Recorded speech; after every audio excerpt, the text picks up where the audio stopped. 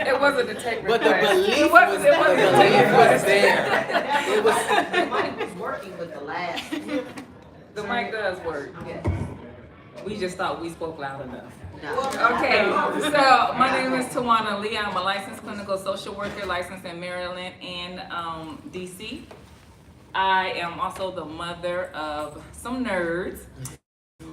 One of my children also happens to be on the autism spectrum. I taught in I did not teach, I am not a teacher. I was a therapist in 2 DC elementary schools, which I got to see the other side of how important it is for us to advocate for our kids and also to partner with our teachers so we can understand what is going on, and I will stop there. Good afternoon, everybody.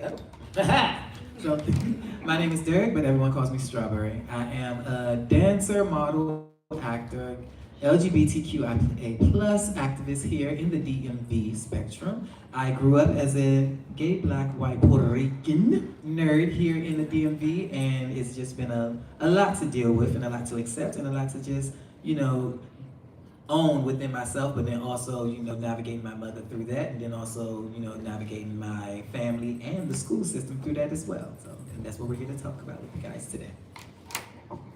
I am Sabera Saban Mosley, and I'm a psychologist. I'm licensed in DC, Maryland, and Virginia, and I live in and out of the U.S. I'm going to go to Italy in a few months for 3 years, hopefully. And I work currently at Children's National Pediatric Clinic in the ARC, which is Southeast DC. So I'm very familiar with the PG County schools, and so I work a lot with families looking for services for their child, like either they had a PTA meeting and there were some concerns raised, or they're concerned, and so we get that process going, and I'll leave it right there, so let's get started. I think I think I am. So also I would like to add that I am an Air Force veteran and an Air Force spouse who also we've been traveling around. That's also going to play an important part as we continue on. So has anyone in here been challenged with understanding the educational system? And with that, have you been able to connect with anyone when you're sharing your story and your experiences with this? Like, has it been hard or has it been the easy thing to do? You can just say yes or no, easy, hard. 50-50. Yes. Yes, okay, so that's pretty much what we're going to talk about. We're going to start off with understanding the educational system. So, starting off with Sabera to explain the symptoms of ADHD. We're not going to make y'all read. Yeah. But it's there if you want to look at it. Yeah, no, everyone knows about the hyperactivity, of course. That's like the one that's always focused on, but I wanted to actually highlight something that isn't even really on this slide is emotionality, or being really sensitive, and just getting really angry really quick, like spicy tamale temper, and a lot of times parents will bring in their child for that just meltdowns, several at anything, and with ADHD it's a lot of the types of ADHD that don't get recognized are the inattentive type, and even though it says here that it usually appears by 2 or 3 years old, the inattentive type, especially in girls, sometimes doesn't, or college, when that executive functioning comes into the picture and staying on top of things, because usually these kids, ADHD has nothing to do with IQ, right? It doesn't have anything to do with how intelligent. So a lot of times these kids figure it out, right? They figure out they have a system until middle school, and then when they hit high school, that system doesn't work, right? And so that's when they blaming themselves, there's something wrong with me, it takes so long, or it takes me so much more just to do the same as my peers. So it's really good to stay on top of it, and if you have a suspicion, I always trust in the knowledge of caregivers that if you have sometimes the school will have like a certain mindset about a child, and like they'll screen negative for ADHD, but you know that there's something going on, and maybe they're inattentive and they don't cause a big fuss, and they just don't want to even deal with like trying to do like 504s or anything like that with that child. So like just keep advocating. There are a lot of resources, especially in DC, for families to advocate in the educational system. Medication, I want to talk a little bit about. A lot of parents are very just conservative when it comes to putting their child on any type of like stimulant medication. There's a lot of non-stimulant ADHD medication as well. I will tell you that the research shows that it does help a lot, and it really does give a child the confidence, like they don't have to work as hard to do what they need to do, and it won't take away their personality. It's not going to reduce how effervescent they are. You know, it just helps with the school, like. And I mean, I have a whole sidebar about like our education system and like, yeah, passive, like being passive learners. I mean, that's a whole other separate subject, but like for right now in our education system, the medication does help with being successful. Of course, on the other end, like the behavior stuff, like that is something that a parent can work with a mental health provider, like with different parenting approaches on managing those behaviors. Please feel free to interrupt and comment if you have. Yeah, let's see what's on the next one. This is, I know you can't see this. It was just, it's just an evaluation timelines from the American Academy of Pediatrics. It's just basically two different sources, either parent concern or teacher is expressing concerns to the parents. And so at that point, then make an appointment with your pediatrician. And the pediatrician will have these screeners that go to the school. Like usually you want to get like 2 or 3 teachers to do the evaluation, like one at the beginning of the day, one at the end of the day in particular. And then parents also do the screeners. And then based on that, they'll develop a plan and put the plan into place. Sometimes that can involve like a daily behavior report card, like to focus on target behaviors, like wrote down assignment for the, put their, whatever they needed in their backpack in an organized way, that kind of thing. And then follow up from there, see how they're doing, like it'll be like a 3 or 4 month process. Okay, before we move to representation, also, we mentioned just a little bit about autism. So just realizing that if your child does happen to have autism or you suspect that they have autism, do know that that is a co-occurring diagnosis. Autism does not stand alone by itself. There will be another diagnosis, whether it is intellectual or it is intellectual or mental health. So at this time though, we would like to invite one person, if you feel comfortable, sharing a concern or experience that you have had with ADHD or mental health challenges for yourself or your child. Yes, ma'am. I have a question. My nephew he's 13 now. He doesn't have any issues, but in a classroom with a kid who does. And the kid is, for lack of a better word, violent. Yes. And so he started bullying my nephew's friend and my nephew. And they were like, we need to stop, we need to stop. And he didn't. And he decided he was going to bully my nephew, and that didn't go well. Because he picked up the tray and beat him like he stole something. They threatened to put my nephew with this school resource officer, threatened to put my nephew, he's like, I can arrest you, I can arrest you. But failed to mention the part of this kid that's supposedly autistic was the one who was the aggressor. And so when my brother was like, what the, and my nephew had, and one of the kids had videotaped it. So, and on the videotape, it's clear this other kid was the aggressor. And then there was another point where the autistic kid stabbed my nephew. My nephew took the thing and stabbed him back. So how did we navigate, you know, some kids may not be necessarily mainstream, but, you know, I want him to have a full experience. And I'm like, maybe he can't have a full experience if he's aggressive towards her. Does that make sense? Yes. Yes.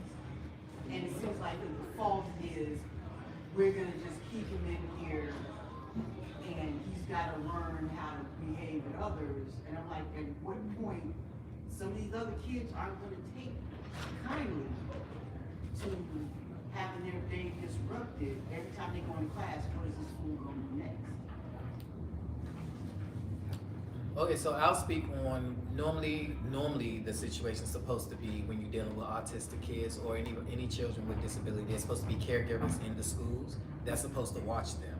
And normally they're supposed to have, you know, even during lunchtime, it's not necessarily a separation, but they are supposed to be separated, you know, so they can be watched and monitored, you know, there wouldn't be any accidents or situations like that.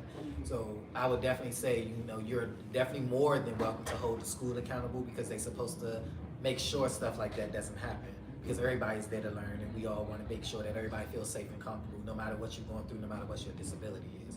So I would definitely say if you want to press charges against that school, you definitely can, especially if they're trying to put your nephew out. Well, they wound up, because my brother went there and was like, I wish I would. Mm-hmm. And then it was like, oh, well, But this is a red state, and he's also, his mother's Korean. And one of the teachers, they had a sub come in to teach world cultures. And when they got to Korea, he says, oh, all you need to know is they eat dogs. Next country. The substitute or the kid? The substitute, that's what he told the kids. Oh. My nephew was like, okay, I've been to Korea. And he says, oh, the only thing y'all need to know is they eat dogs. And moved on to the next country. And my nephew's like, hold up. Hold up. So, of course, my brother was like, I gotta go back up here again on CBS. And they were like, oh, we're and well, he's a sub. I'm gonna say, I don't care. Yeah. What we doing? Yeah. Because that's not, you can't hold up Korean culture as, oh, they just eat dogs, that's all you need to know. The fuck? Yeah. Dropped it that side. And it was like, oh, well, we'll take my classroom. But again, he's in a red state. You know, red state or not, the law is still the law and it's still on your side. And see, my thing is, aren't you ready to throw hands? Trust me, I feel you and I understand. But the law is so on your side and it's a beautiful thing. So Well, you know, You don't want the part that ain't on your side. yeah, trust me. I know. Because my thing is, I told my brother, I said, look now, I will call between NAACP and the Korean community. We can throw some hands. Or just show up, you know what I mean? Right, Yeah. you know, I gotta get on a plane ride. But It I seems, was it like, seems, I was just like, I can go down there and do some things. I got time. yeah. Yeah. My nephew, I got time for him. They do need to know that this is, they can't just treat it, let this do no action, like just. But that thing is, we're and that's pretty, and I'm like, I told them, what's going on?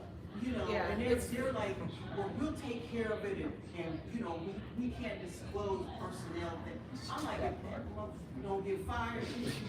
When we get to how to advocate, Because better in the believe school in sending system, emails. we'll I believe touch in on that more. emails Yeah, it's in writing. Yeah. And in writing, because I Yeah. told them, look, if I think you ain't doing right, I'm gonna send the school board some shit myself. Because I'm like, you don't sit up here and say that to a Blasian child and him not to be upset. Of course. And, you know, and this is on a tangent, but, you know, red states are emboldened, they feel emboldened to say things. And they think, oh, ain't nobody gonna check us. And I'm like, oh, you don't know me. I am that bitch. Don't do that about my kids. Well, not my kids, but my niece and nephew, don't do that. Same Right. thing. It's basically your kid. Yeah. Yeah, same Yeah. I'm like, yeah. Yeah. Look, it's easier to be an aunt than have them, so. Yeah. Well, I would like to remind everybody that a paper trail is the most beautiful and sexiest thing. So yes, always send an email. And the school system do have rules and regulations. So before we do. get angry and swing, always hold them accountable. Yes. And have yourself guarded with them paper trails, baby. Yes. Yeah. Yes. That's why I was trying to tell my brother, you need to send them an email, because this school ain't gonna do Yeah. You have to hold them When it gets accountable. above them, then all of a sudden, they're gonna be like, well, she never said, or they never said Exactly. anything. And that's why I keep trying to tell my brother, you need to, every time you go up there, you need to follow up with me. Yep. Because they'll swerve it down, oh, he came, but that's not what God. And Maybe most simplest day. This day and time I had to go up to school again for this. Send. Yeah. yeah, and that's Can we hold on that and when we get back to, I'm sorry. your area will come back around, trust me. But thank you for sharing. Yes, ma'am. So, on the ADHD and autism, I also like to point out about music and pattern recognition and why that is so important. Is the music helps with emotional regulation as individuals engage with rhythm, melody, and foster self-expression. And in the pattern recognition, timing, coordination enhances executive functioning, working memory, and attention. So if you have a child or you've seen one who often tends to foster better when you have music going or when they're in movement, or even as I saw in the school system, when they're in their core classes, this is when the teachers tend to have a lot more problems out of them. But when they're free in library, music, PE, they don't have issues out of a problem child because they get to move around. There's the music playing. There's all these other things that come into play. So just keep that in mind too as we go along. I'd like to add, I am an educator in high school in Prince George's County. I teach high school. We are actually co-workers. And I do deal with our so-called IEP babies. I call them glorified 8th graders. Even though they're 9th graders, they True, still have that emotionally, 8th there's- grade- yeah, they still got that 8th grade mind. They're getting better now that we're getting closer towards the end of the school year. However, I will attest to the notion of music and calming the savage beast. I play soft music in my class every day, and I lower the lights in my class. Old school teachers like the bright lights, and then they wonder why the kids sideways. Dark room. You turn down the lights, you put some ambiance in your room, and you put some music on, and they are good. I even allow my babies to listen while they're taking their tests. Yeah. Because I know that whatever music they have going on in their head is gonna help them focus. I'm that teacher that allows them to do that. And I know that their test scores are better than when they don't have it at all. So I am just affirming what you're saying, that it works. Yes, ma'am. Thank you. Thank you. So, to build off that, how music affects you subconsciously. You had a son that would sometimes, get in trouble for standing up in class and singing, but that would help him focus. Do you have any comments on that and how that can possibly affect? So while she was talking, I actually was thinking about this experience of mine. So, parents and teachers, sometimes you do have that child who learns better and can think better when they're in movement. So if that kid is in there tapping their pencil, rocking back and forth, humming to themselves, that is their sensory move. I can't even get the word out now. He threw me off. Their sensory calming themselves, and sometimes that helps. So we shouldn't get agitated. We shouldn't try to force this child to sit in the seat either, because that's not gonna help, Does that answer your question, sir? Can I speak on this as well? So I teach English, it's a core class, so it's a class that you generally would find kids not doing a lot of movement in. However, in my classroom, I've adopted a strategy where I use, my walls are like whiteboards. And so, instead of the students sitting in the seat and receiving a lecture from me about a particular concept, you know, I give them their thinking question, and I send them to the boards, and they work in groups of 3 to figure out, you know, the situation that I've given them, because they do sit too much, right? They Yes. do, and it's just the nature of educators trying to figure out different ways. Don't beat up the educators, right? They're trying to figure out different ways. You know, we have a lot of things that are computer-based now that may not be necessarily the best thing for our ADHD kids or our autism kids, but it's the society that we live in. I do think that educators do need to figure out other ways to do things with students so that they're not sitting all the time. But I will say that there are educators that are trying to gravitate to more hands-on or more up out of your seat type of situations. I have kids that sit and walk around the classroom, and for the most part, it doesn't bother me. But you know, it is something that when you get to the high school level, it's more difficult to facilitate those type of activities. So I think that students coming from a parent that is concerned about their child who have these diagnoses have to have a coping mechanism or have to have a strategy that they've worked out and that should go into their IEP that says this child needs X, Y, and Z in order to cope this type of learning environment. So it will be up to the parent, up to advocate, to the child to advocate for whatever it is that child needs, because that situation may end up being that they're sitting in a classroom and there isn't any movement, there isn't any music, the lights are on. So what can, and life gives you those situations. So how do the children come up with strategies, you know, now that I'm getting older and I'm about to become an adult, how do I have a strategy to deal with that no matter where I am? Walking out the class is not an option. Right. Walking the hallway. Walking the hallways is It's not not. enough. So they're getting older, they need to have a strategy. Yeah, I always encourage, oh, sorry. Yes, I encourage high schoolers especially to be part of their IEP Oh, or yeah, 504 meetings, like, because they're the experts on what works for them. So we haven't talked about IEPs and 504s yet, so I'm gonna try to get through this segment so that we can get into that. And before we do get to that, who is not familiar with what a 504 and IEP is? So everybody is familiar with it. Okay. So why representation is important? Okay, so first of all, we know that research shows that the more that a person looks like us, goes through what we have been through, that we'll learn better. Where our minds are ready and set, we're good to go.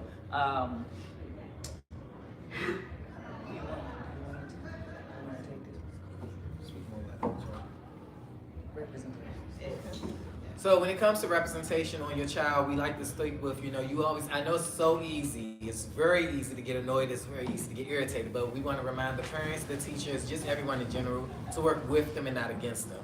Because it's a lot to deal with, you know, the home, the work, life in general, and then you have a special needs child, whatever that looks like. But either way, it's still your child, and we need to navigate it through, it's a whole system, it's a community. And we like to make it as simple as possible. Like, see, me growing up, just me and myself, I had people telling me I was white, I had people telling me I was black, I didn't know where I fit in that spectrum. But then also with me being gay, that posed a problem. I didn't even understand what that was. I was just told I was gay because I was feminine. So I still didn't even know if I was gay, but I also knew that I was a nerd anime, and I love Dungeons and Dragons. So it was so many different calibers and boxes that I had to fit into, or that I felt I needed to fit into, with not even just my neighborhood, my family, but the school system as well. And then all the confusion in all three, it wasn't good. It wasn't great at all.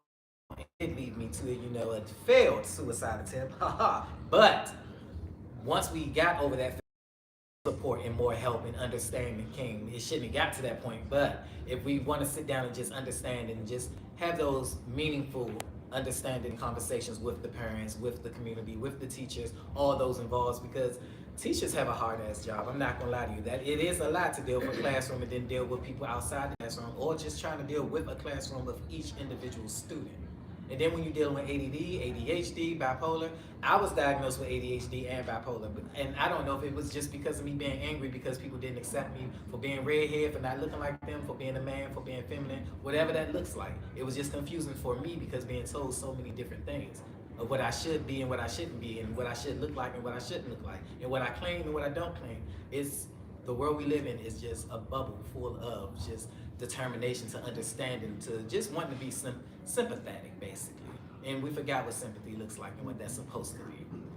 But back to just understanding, you know, not only yourselves, but your children, and then everything that you just go through throughout each square of your life, basically. Because it comes to a confusing tribal, I'll say. And it gets heavy. For no reason. But we get better along the way. What would you like to add to that? Thank you. No, I think thank you for sharing that. And I wanted to add also, when it comes to the parent perspective of having a child with ADHD or autism, I always tell, when I'm working with parents, I always say it's like parenting 2 kids in one, because of the energy and the time and just everything it takes, and just try as best as you can to focus on the positive, like focus on what they're doing well, because they just naturally, just being who they are in this world that we are in right now, they catch a lot of negative, they catch a lot of correction, you know, and redirection and all that stuff, right? And it's really important to recognize and praise when they're doing what you know, something good, because I think a lot of times you get into this like negative feedback loop, and we're all creatures of habit, right? And it gets unconscious, so it's really important to